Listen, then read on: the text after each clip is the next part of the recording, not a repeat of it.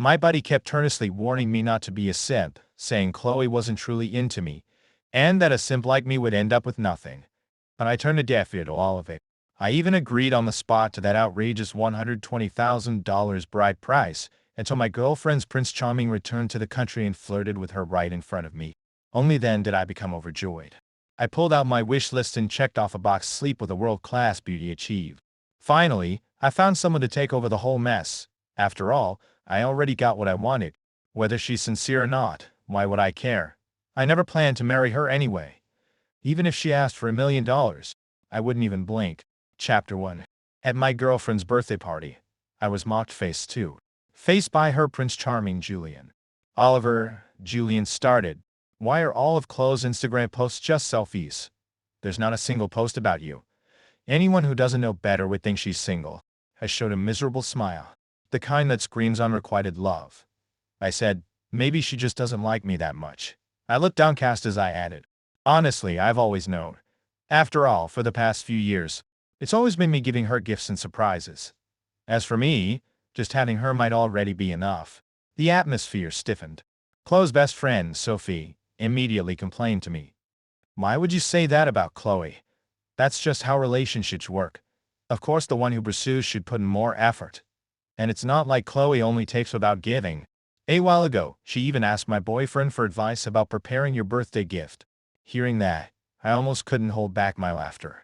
They're the ones who say men must take the initiative in love, and they're also the ones who say the one who takes the initiative has to give more. It's practically a perfect logical loop. It's just that this kind of moral judgment contains no facts and cannot be proven true or false. It merely expresses the speaker's likes and dislikes. A purely emotional appeal. I tugged at the corner of my mouth and said, really? But my birthday was 2 days ago. She forgot. Chloe's expression darkened. She said, why are you bringing this up? Didn't I apologize afterward? Besides, isn't it normal for you to give me gifts?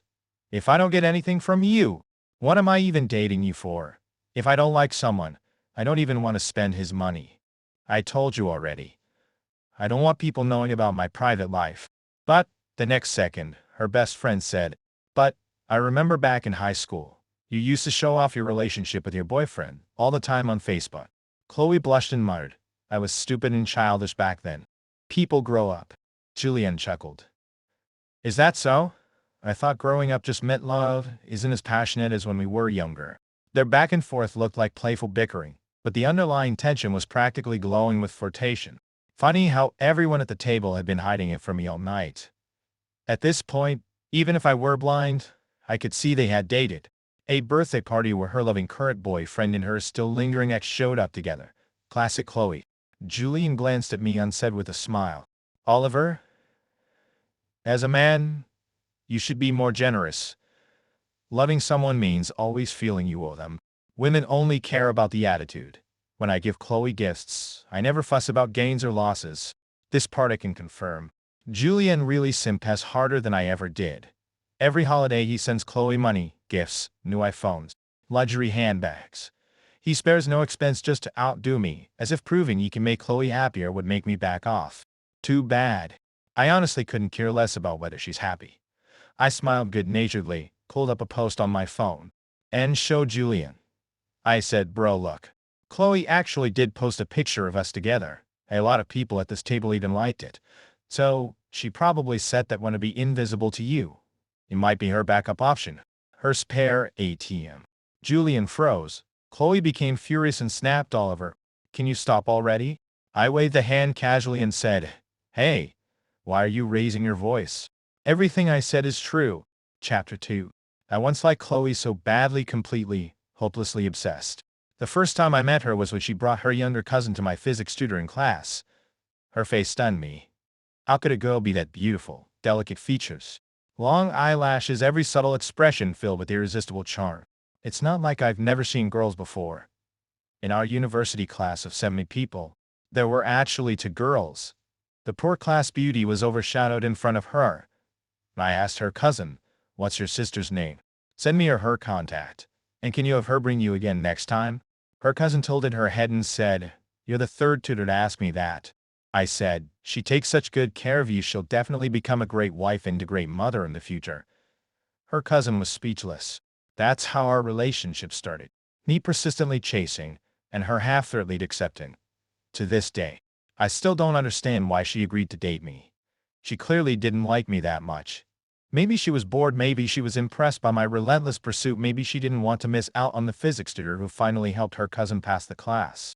The day I kissed her, I felt heaven had finally shown me mercy. I had finally become the overpowered protagonist I used to fantasize about as a kid. The day I slept with her, I swore I would donate 5 million to children in poverty once I got rich.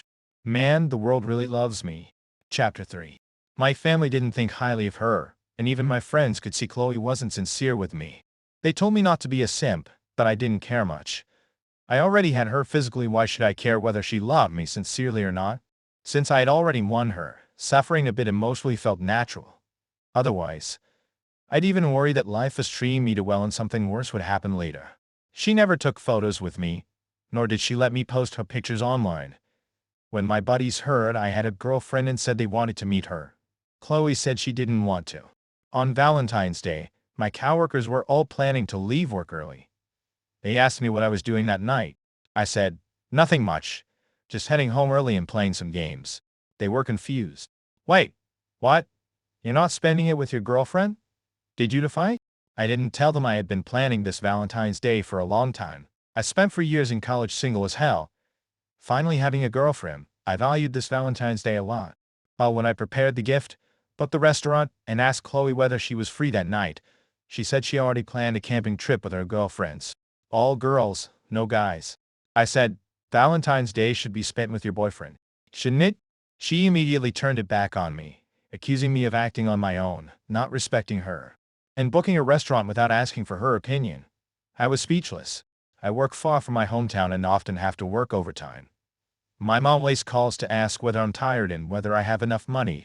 But today she brought up how Chloe had mentioned wanting $120,000 as a bride price, plus a house in the city under her name if we got married.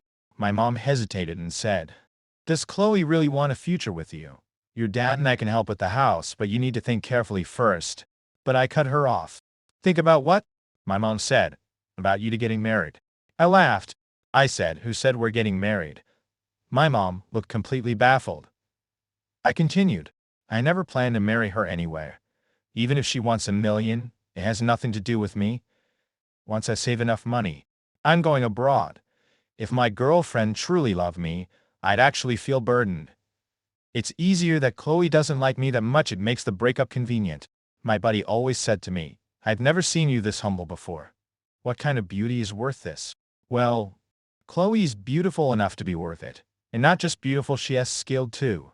They say a night of passion is priceless. I don't need to spend a priceless amount, I just paint a few pretty dreams. And I get soul-shaking nights in return. Honestly, that's a great deal. After a few more tutoring sessions, Chloe's younger cousin warned me. Julian is her first love. He's coming back to the country in September. You should watch out. I was a little surprised. Then I laughed. I said, thanks for worrying about me. You didn't even want to give me her number before. And now you're helping me. She looked at me as if she hated how clueless I was. She said, I just think your relationship looks painful. You checked your phone 18 times in one break and still didn't get a reply from my sister. You can explain physics so well, how come you can't figure out women? I rubbed my chin. Not sure whether I was making excuses for myself or for Chloe. I said, your sister's so pretty, it's normal for her to be a little cold. Her cousin protested indignantly. So what if she's pretty? You're not bad either. You graduated from a top university, you radiate intelligence, and you make money. One tutoring is $150 an hour. How much do you earn in a month? You and my sister are a perfect match, smart guy, beautiful girl. My parents and I all think you're great together. I couldn't help laughing as I said, thank you. Thank you. You flatter me too much. Chapter 4. As the money I saved for studying abroad grew closer to my goal, called Prince Charming's return date drew closer too. I knew this year-long fling of ours would eventually come to an end. My thoughts drifted back as Chloe said coldly, Oliver, I don't know what's gotten into you lately. So after you finally got me, this is your attitude. Let me tell you, if you want to date, then date properly. If you don't, then we break up. Everyone thought I would back down and apologize since I was always the one coaxing her. But I had already saved enough money. I lowered my head, making my voice hoarse as I said, Chloe, I fell in love with you the first moment I saw you.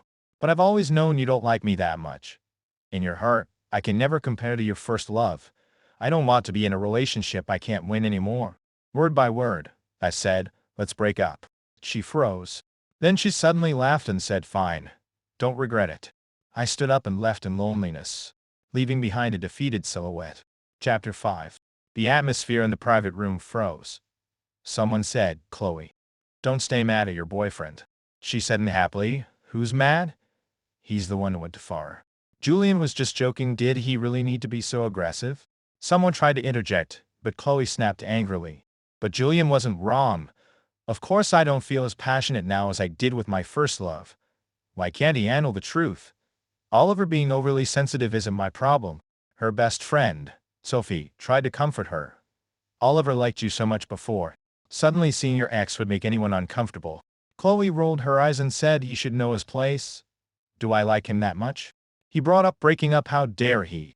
A satisfied smile appeared on Julian's face. Someone else tried to persuade her. Oliver must be regretting it like crazy right now. I bet the moment he walked out of the restaurant, he started thinking about how to beg for your forgiveness. He's just too embarrassed to say it. Chloe, give him a call. Give him a way out. Julian suddenly said. What's wrong with you guys? I'm the one who's actually your friend here, and I'm sitting right here. You're really going to take Oliver's side? What did he ever do for you? The person next to him said, Julian, they're just having a couple's fight. Oliver and Chloe are boyfriend and girlfriend. We can encourage Chloe to dump him and be with you instead. That'd be messed up. Another agreed. Exactly. Julian was left speechless. Chloe was also irritated. At some point, her childhood friends had all started defending Oliver. That man really knew how to play the long game, winning over her friends to speak well of him. Did he think that meant he could control her? She didn't like him that much, he should know that. Chapter 6. I went back to the rental apartment Chloe and I shared, and Buster was waiting for me at the door. Buster was a little much soft fur, bright eyes, and a bit of a people-pleasing personality. Back when Chloe and I went hiking, the owner of a farmhouse told us their dog had given birth and said we could take a puppy if we wanted. I refused immediately. I didn't own a place in the city, and I was preparing to study abroad. How could I take care of a dog? But the puppy was so clingy. When we were leaving in the morning, it grabbed onto us, unwilling to let go. The owner asked, are you sure you don't want to take it? I was about to refuse again when Chloe said, I want to keep it. I asked her, are you sure? Are you prepared to take responsibility for it for its whole life? Chloe let out a soft hum and said meaningfully, what about you? Aren't you planning to take responsibility? My emotions were mixed as I said, I mean, since you said you want to keep it. If one day we break up, would you still be able to raise it on your own? She gave me a long look, didn't answer, and simply carried the puppy into the car. I fed Buster, took him out for a walk while I packed my luggage. He kept circling around my feet. I stroked his head reluctantly and said, sorry, little guy. I'm leaving. Half joking, half heartless. I added, at the end of the day, you're your mom's dog. Your mom and I were just a fleeting romance. You and I aren't even related. He wagged his tail as if half understanding, circled me again, then went to the living room to fetch a ball, wanting me to play with him. I didn't have many belongings, one suitcase was enough. After packing, I played with the dog until he got tired. I used up all the film left in my Polaroid taking photos of him. And I rubbed his head and said, Buster, I'm leaving. You must always be a happy, healthy little dog. Chapter 7. I checked into a hotel, ordered a cup of coffee, and opened my old notebook. The first page was something I had written on my 20th birthday, 100 wishes to accomplish before turning 30. 1. Take part in a research project related to controlled nuclear fusion. 2.3. Do a PhD at MIT. 4.5. Buy my parents a big house back in our hometown. 6.7. Learn to surf. 8.9. Travel around the world. 10.11. Date an ultra super gorgeous beauty. 12.13. Save $2 million. Originally crossed out and revised multiple times. 14. I had arranged these goals by difficulty. The first one came true quickly in my junior year. I ranked top 2 in my department and received a scholarship to Switzerland to join a summer research project in plasma physics. I even got a recommendation letter from a famous professor. That year, I was full of ambition. Everything felt under my control. I thought the second goal would follow soon after. But, because of various twists and turns, I drifted further and further and further away from the research path I had set for myself. Ironically, the goal I once thought was least likely. The sixth one was the first to come true. And the seventh goal? I added that later after several revisions. Now I only had $5,000 left before reaching it. It was time to get back on track. I sent a message to a former classmate who now teaches at MIT. Anna, can I talk to you about applying for the PhD program at MIT? Chapter 8. Anna was my classmate during undergrad. She was a competition gold medalist and naturally went to MIT for her PhD. Back then, everyone said the two of us were like mirror versions of each other. I also thought I would follow the same path, step by step. In senior year, I talked with Anna about applying to MIT. She helped me a lot, very warmly. We video called so many times that it even felt like we were drifting towards something ambiguous. But right before the results came out, I withdrew my application. She called me furious and demanded, "I heard you joined a tutoring agency to make quick money. Can you have some ambition? The golden period for doing research is short, Oliver.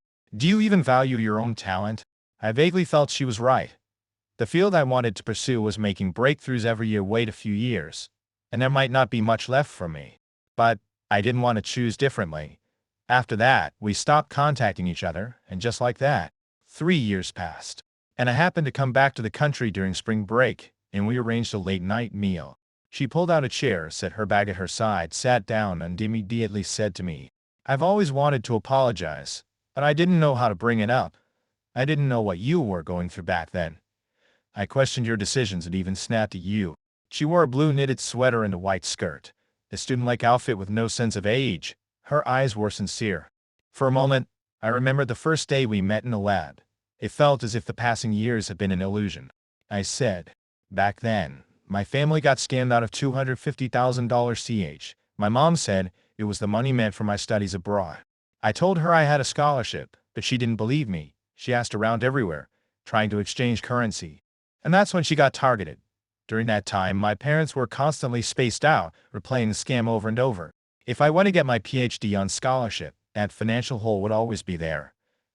To me, that money was their retirement savings. When it disappeared, I felt a hollow emptiness inside. I calculated it if I used the reputation of my university to tutor.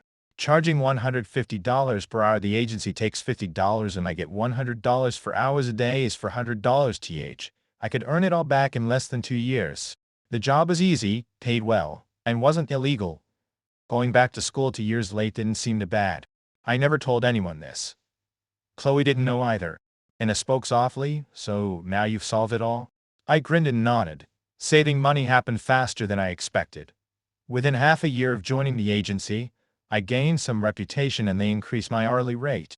After checking inflation data, I started thinking that $250 felt a bit too little. Might as well save more. A few nights ago, staring at the numbers in my bank account nearing my goal, I felt an unprecedented sense of relief. Anna said, "That's incredible. Kind of like enduring hardship for future success. Holding it in for so long and finally saying it aloud, it was its own kind of release. It wasn't that bitter. During that time, I chased down Chloe and unlocked new life experiences. A woman I once only dared admire through photos ended up living under the same roof with me. Even the days spent preparing for the future were full of flavor." Chapter 9. I quickly rented a new apartment and pulled out my study abroad application from 3 years ago to revise it. Fortunately, I had kept up with the recent research progress in the field. Last year, I even took 2 months to join a university research project. My language scores and GRE were still valid. It was just the personal statements that needed a major rewrite, and I had to reconnect with professors for recommendation letters. Anna offered to help me as well. During her break, she came to my place every day to review my materials. It felt like going back to those high school days preparing for physics competitions. Back then, a few of us would gather at a classmate's house, squeeze around one desk, each doing our own problems, and then discussing them afterward. We had similar talent, and none of us were distracted. We didn't worry about money, we didn't worry about anything outside of physics. That was my comfort zone. During this time, Chloe called me Weiss. I didn't really catch what she wanted. I only heard the thick dissatisfaction in her voice, accusations, complaints, and belittling spilling out like rapid fire. When I work, I enter a kind of flow state, emotions muted. So I said, I've been busy lately. Whatever it is, let's talk in 2 weeks. Chloe was furious and hung up immediately. And I asked, run into a difficult parent? I shrugged. Extra flared. Then I added, well, technically a parent too. Her cousin takes tutoring lessons from me. And it didn't ask further and went back to helping me prepare for the interview. After a while, Chloe sent me the photos and said, Buster won't eat properly. If you don't come back, the dog is going to die. And I caught a glimpse and asked, so, you dumped her? I shook my head. She dumped me. And I frowned. But she looks like she's panicking. Chapter 10. I still felt uneasy, so I told Anna we should end early. I needed to check on Buster. Chloe opened the door and Buster circled around my feet. He was nothing like the lifeless dog in the photos, full of energy, lively and bouncy like a high-jump athlete. I picked Buster up and rubbed his head helplessly, saying, if you really don't want to take care of him, I'll keep him. I thought, worst case, I'll take him abroad with me. Renting a dog-friendly apartment isn't impossible. Suddenly, she stood on tiptoe, hooked her arms around my neck, and kissed me. The little dog let out a startled yelp and jumped down. What the hell? Do breakups come with after-sales service now? I didn't expect today to include a passionate scene. While I was still stunned, she pushed on my chest, forcing me down onto the sofa. The next second, she straddled my lap and slipped off her jacket. My rationality snapped back and I said, did you sleep with Julian? I don't want anything that's been contaminated. She glared at me furiously. I warned, no answer clearly. Only then did she huff in frustration and say, no, we didn't. Angry and embarrassed, she bit my shoulder. Great, no risk. Perfect. I still didn't know why she was so mad, but honestly, after breaking up, everything is just a bonus. Whatever's going on in her mind, what does it have to do with me? Soon it was past midnight. I drifted off and woke again when the sky was bright. Sunlight slipped through the curtains, landing on her. I couldn't help touching her. The sensation felt unreal. I was eating too well. Who would have thought that after breaking up, I'd still be eating this good? If I posted this on social media, wouldn't I get tens of thousands of likes from the guys? The next second, Chloe asked, do you admit you were wrong? I was speechless. I instantly felt a bit impotent. Last night she was crying and begging me not to stop, and today she's acting like she's the one in charge again. I admit before, I always backed down because I was horny, so I kept giving in to her. But the breakup after sales has ended. Why would I still spoil her? I said slowly, we're just friends with benefits. You didn't actually think I came back to reconcile, did you? Chapter 11. Chloe was about to explode from anger. Oliver used to love her like a madman, chasing her relentlessly. So how did things turn into her, looking like the one who was blinded by love? Oliver was infuriating. Not long after getting her, he somehow infiltrated all her friend circles. Everyone kept saying how good he was to her, how much he treated her like a treasure, as if he was her only option. That night at her birthday party, she'd had a few drinks, her eyes red at the corners. Julian was interested, she wasn't opposed. So the two naturally got in a taxi together. She sat in the back seat, tipsy and leaning into Julian. And Julian conveniently wrapped an arm around her. A faint scent of wooden grass lingered in the air. Julian said he'd take her to a hotel and was just about to tell the driver the address. Suddenly, the passenger door opened and Maria got in. She narrowed her eyes and said, well, why are you two leaning so close? Planning to share one seat belt. Julian, what are you doing? Taking advantage of Chloe because she's drunk. Move away. Julian gave an awkward smile and immediately shifted away from Chloe. Chloe shot Maria a glare. She wanted nothing more than to kick her out of the car. Maria opened her map app and told the driver, I've mapped the best route. We'll drop Julian off first, then me. Follow my directions. Chloe protested. Maria, get out and call your own ride. But Maria's voice turned cold. Chloe, don't forget you have a boyfriend. Then she turned to Julian. Julian, why don't you take a separate car? Chloe and I need to talk. Julian still had some sense of decency. When the car arrived at his place, he got out obediently. But then Maria suddenly changed the route again, insisting she'd stay a closed place for the night. Chloe frowned. Are you insane? Who invited you? Maria gave her a what can you do about it look and said, you want to cheat? Fine. And not right in front of me. My little brother is preparing for the physics competition. Oliver answers every question he asks. I'm not letting you sabotage that. Behave. If my brother fails to get into a top university, it's all on you. Maria followed Chloe all the way home. All of Oliver's belongings were already gone. Chloe froze in place. Did he really need to overreact like this? Maria fanned the flames beside her. Well, he really dumped you. Guess I was worrying for nothing. I'm going home. Chloe snorted. He dumped me?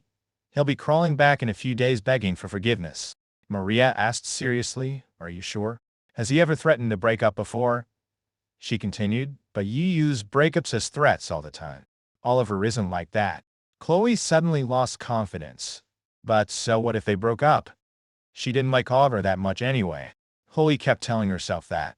She really didn't like Oliver that much. He looked average, came from an average family, and had no exciting hobbies. Not like Julian, your classic tall, rich, handsome type. One day watching animal migrations in Africa, next day diving in the Maldives. His social media was full of luxury cars and designer watches, and he had thousands of followers. In high school, Julian was the star of the entire school. Standing next to him, Chloe could clearly feel how his status elevated hers. Only she deserved to stand beside him. Other girls envied her. Ordinary, unkempt, nothing special at all. But he knew exactly how to stir a woman's emotions. When he needed her, he would hold her in his arms and tease her until she melted completely. He was so bold, so self-assured, not caring at all that she had only had limited experience, until recently would turn weak the moment he touched her. She never told him that she didn't want him getting cocky. She never told him getting cocky. She didn't understand why a man who was so average and so obviously horny could make her react the way she did. She always thought she would only fall for someone like Julian. And worse, Oliver could flip the script instantly. He was the one on the lower end of the relationship. In theory. Yet with one single "I've been busy lately whatever it is. Let's talk in 2 weeks." He made her so angry she nearly had a heart attack. He acted like she was the one who got dumped, like she was the one pathetically begging him to come back. Chloe made up her mind when he came crawling back asking to reconcile. She would treat him well for a few days, then ruthlessly dump him. Only that would restore the balance of power between them. But what happened? Oliver enjoyed himself with her again and again, and then had the nerve to say they were just friends with benefits, that he felt no responsibility toward her. Chloe was furious, on the verge of exploding.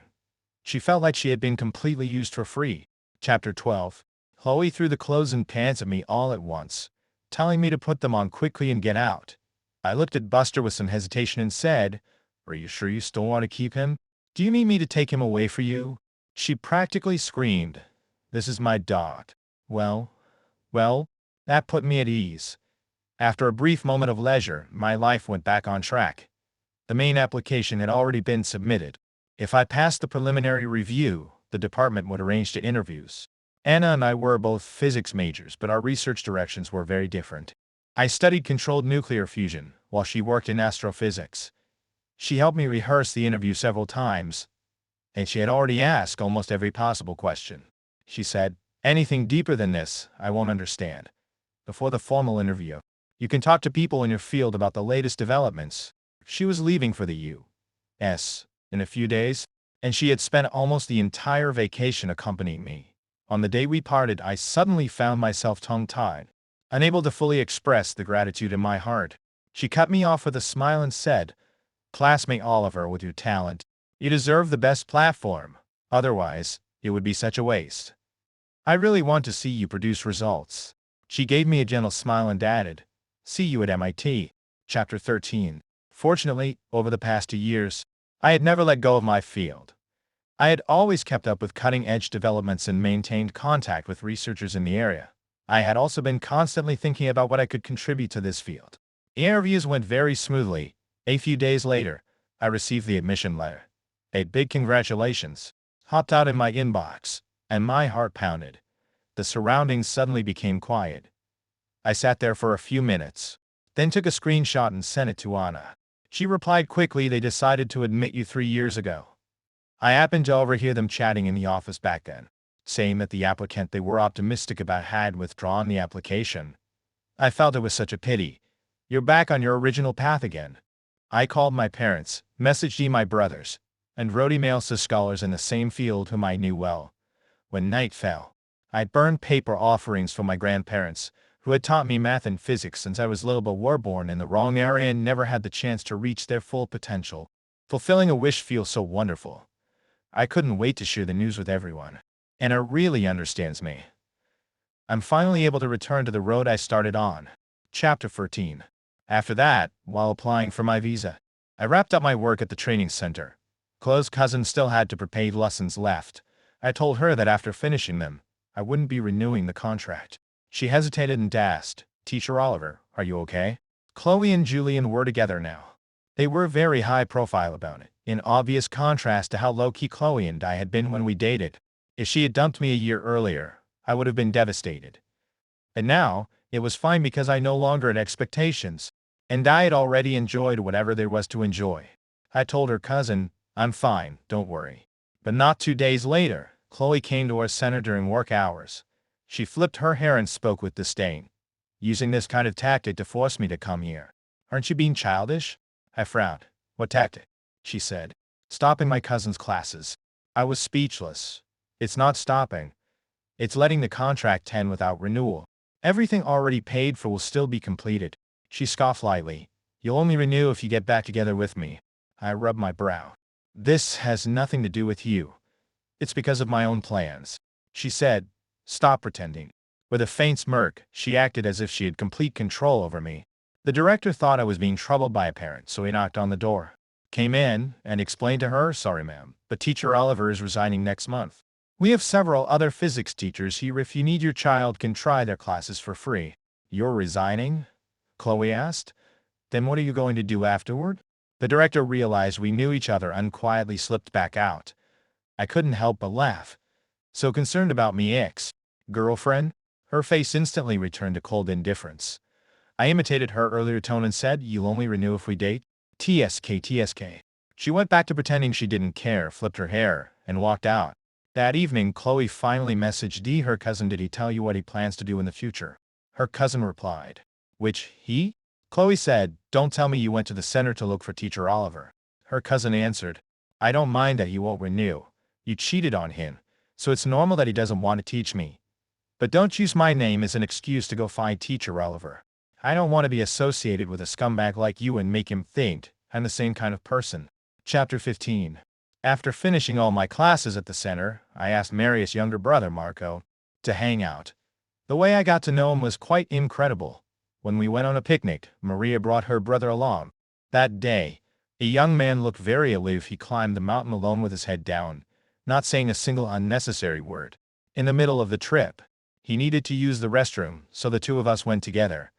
On our way back, we heard Chloe on the phone with someone. Her tone was light and cheerful. "What do you mean? Oliver is just a poo loser teaching in a tutoring center. Are you jealous? Then come back to the country. If you come back, I'll break up with him." The air around us suddenly became suffocating. I was actually okay with it. Having someone else take over wasn't necessarily a bad thing. But before I could say anything, Marco marched straight over and slapped Chloe across the face. He shouted angrily, "Bitch."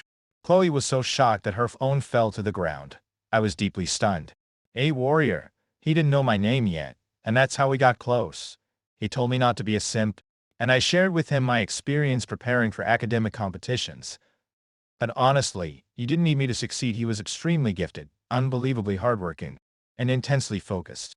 After hearing that I had broken up with Chloe, Marco would message me every few days. "Oliver, don't be a simp, okay? If it really doesn't work, I can introduce my sister to you." I told him I wasn't a simp, but he didn't believe me.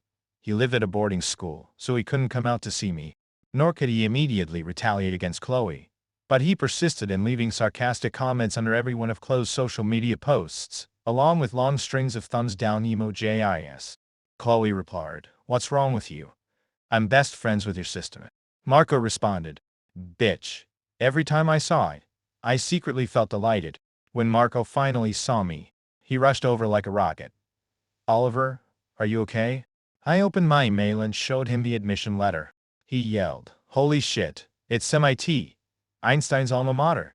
His eyes sparkled. He said, "Bro, what's your research direction? Can I visit you in the future?" Chapter 16. A few days later, at Chloe's grandmother's birthday banquet, Julian attended with his arm around Chloe. Grandma asked, "Chloe, where's that boyfriend of yours? Why didn't he come?" Marco leaned over and said, Oliver is going to MIT for his PhD. He already broke up with her. Grandma exclaimed. He's that impressive? Chloe rolled her eyes and said, Grandma, don't listen to him. Oliver never prepared to go abroad. Marco raised a brow and said, That's only because you didn't know. He never included you in his future plans at all. For the entire evening, Chloe seemed distracted. She was trying to figure out how much truth there was in Marco's words. Oliver had never mentioned going abroad. Besides, if he were going abroad, wouldn't he have to prepare for language exams in the GRE? Her classmates who planned to study overseas in college spent every day doing practice tests. Oliver had never prepared for any of that.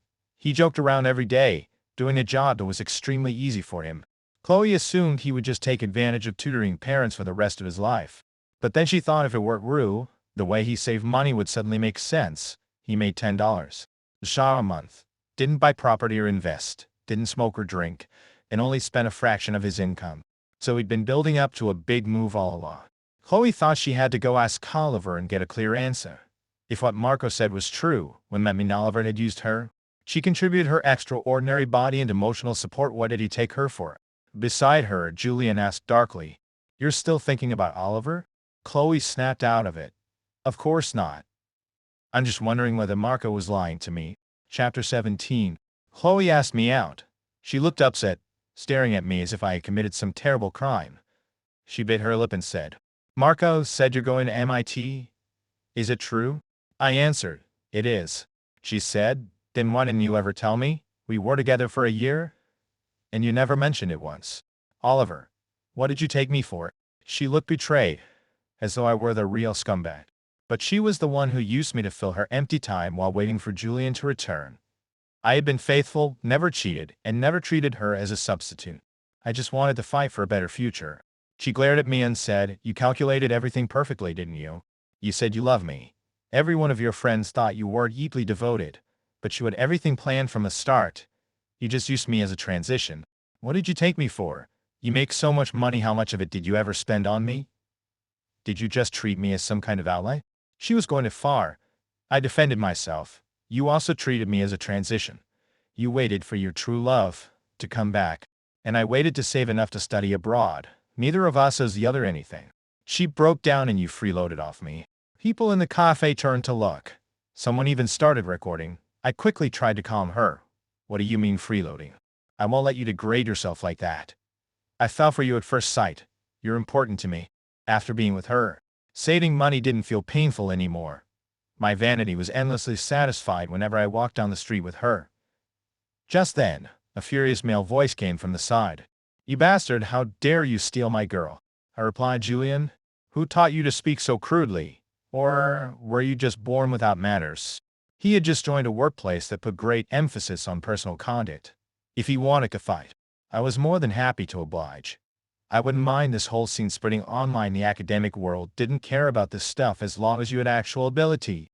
I leaned into the scene, protecting Chloe behind me, and said with deep, dramatic affection, I really do like Chloe. Is it a crime to like someone? If you really loved her, you wouldn't have broken up with her after high school. Do you know how sad she was? I was the only one who cared about her. Julian roared, Oliver, fuck you. He lunged at me, and I kicked him to the ground. He got back up, glared viciously, then turned and slapped a phone out of someone's hand who was recording. I sighed, picked up a rose from the vase on the table, and handed it to Chloe. I said, Chloe, this is the last time I'll protect you. Goodbye, ex-girlfriend. Chapter 18. As expected, the video from the Kai went mildly viral online. Chloe's face was born for internet traffic. There were people criticizing me, but also plenty who envied me. This guy's way too lucky, one comment shred. Dated such a beauty and immediately got into MIT. I bet she still likes him. I was speechless. Soon school was about to start. Riding on this wave of attention, I opened a video account to document my study abroad life. Packing luggage, terrible airplane food, campus tours, I filmed it all. When I moved into my rented place, it was empty. I had to install the furniture myself. I recorded the entire process of assembling my bed frame, and that video exploded. Apparently, viewers loved watching me struggle. Once the new semester began, my research project intensified. I became a monthly vlogger, then stopped updating altogether. One day I logged in and saw a familiar avatar in my DMs. A message read, "Why aren't you updating anymore?" It was Chloe. It had been 5 months since the cafe. Chapter 19. A friend told Chloe that Oliver had opened a social media account. She watched and criticized him in her mind. His most popular video was the one where he made crooked holes in wooden planks for his bed. In the comments, many people praised him. "Bro is amazing. His hands-on skills are insane." Chloe thought, "You call that amazing? Just wait until the bed collapses." In the next video, Oliver bought fried chicken and devoured it hungrily. Chloe wondered, is food over there that scarce? And on her way home, she found herself buying the same thing on an impulse. In a recent video, there was a department event with free burgers. A woman behind him said, "Wait for me, Oliver." Who was that woman? Why was she so close to him? Chloe was displeased. Every day she checked his page. But then he stopped updating for 20 days. Chloe felt a surge of inexplicable anger. He was always like this, starting off passionately, then going cold. She wanted to fix him. She couldn't let other people fall victim to him. A few days later, he updated. The footage was unpolished. "Hello everyone. Today I'll talk about my project, Control Nuclear Fusion." When he talked about his field, Oliver practically glowed from within. Chloe had never seen him like this. They had dated for over a year. Yet, he had never told her any of this. Chloe realized she had never truly known him. She was angry at his lack of openness. Yet that secrecy made him more intriguing. He was like an onion. He wanted to peel him open layer by layer. Chapter 20. More than a month later, Oliver posted an update making a simple mint and lemon drink. When they were together, he often made this for himself. Today, on a strange impulse, Chloe went to the supermarket to buy the ingredients. When Julian came home, the drink in her hand was almost gone. He stared at the cup. Stunned. Chloe said, "Do you want some? I can make you a glass." But Julian suddenly exploded in anger. With one swipe, he knocked the cup to the floor. "You never fucking change. He's already gone to America and you're still degrading yourself over him." His words were disgusting. Chloe argued, "This has nothing to do with Oliver. I just wanted flavored water." Julian roared, "Don't tell me the fried chicken had nothing to do with him. I checked your phone. You even messaged him." His shouting gave Chloe a headache. She realized Julian wasn't the same as the boy in her memory. He was mediocre and repulsive. She even began to doubt her younger self's taste in men. Chapter 21. I didn't reply to Chloe's message, and she never sent another. I figured she'd just thought of me out of boredom. After starting my PhD, I met a few women, but dating ranked low in life's priorities. Half a year passed until a colleague called out, "Oliver, there's a very beautiful woman looking for you." Chloe was standing at the door, beautiful beyond description. She said, "Hi, I'm traveling with my best friend and we just happened to pass by." I used to assume there was a difference between Eastern and Western beauty standards. But Chloe dissolved that difference instantly. Everyone was staring. I told her, "I'll be done in 5 minutes. I'll treat you to lunch." I chose an Indian restaurant. She looked at me and said, "I didn't know you like this." I had no desire to reminisce. On the way, my gaze kept drifting toward her curves. I found myself wanting to touch her. She had shown up at my door after all. After lunch, I hinted, "Are you free this afternoon to get a checkup? I can book a doctor." Results come out the same day. She didn't understand at first. After I explained, she frowned. "I'm not that kind of casual woman." I apologized. But when I finished work, Chloe was waiting at the entrance with an annoyed expression. She tossed a test sheet at me. Everything was negative across the board. I felt reassured. With a smile, I asked, "So, shall we go back and order takeout?" Chapter 22. She followed me home, looking a little humiliated. A sensual woman really can give a man a lot of strength. 5 minutes later, things were getting out of control. But she was in the heat of the moment. It felt as though she loved me deeply. She asked whether I had missed her, why I never replied, and whether I felt proud dumping her. At first I answered honestly, but later I lost my patience. I simply worked her until she passed out. When she woke, I asked, "Chloe, what do you want for takeout?" She said indignantly, "You're treating me like takeout." She insisted we go out to an expensive ambience heavy restaurant. After dinner, she picked up the rose from the table and walked out. "The gentleman behind me will pay," she told the waiter. I lost $200 for no reason. On the way back, she smelled the flower and said, "You don't like me as much as before. Even back then, when I got close to other men, you would be hurt." How should I put it? I was hurt, but not enough to outweigh my future.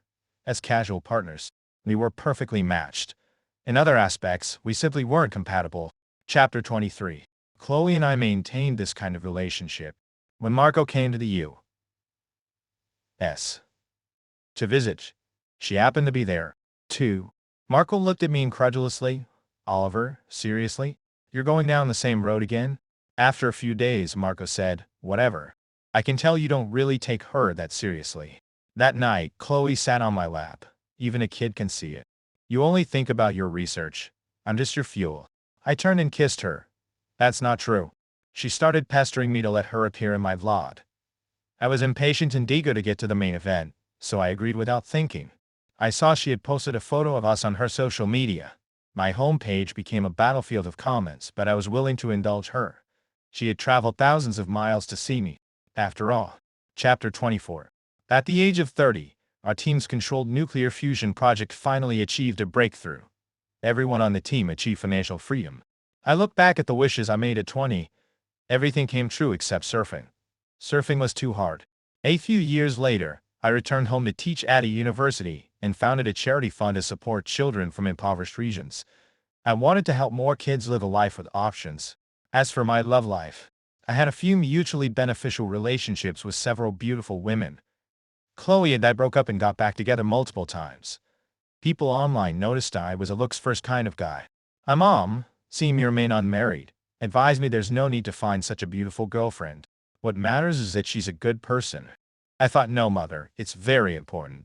We may need something good to keep us motivated to work hard. I've always thought that way.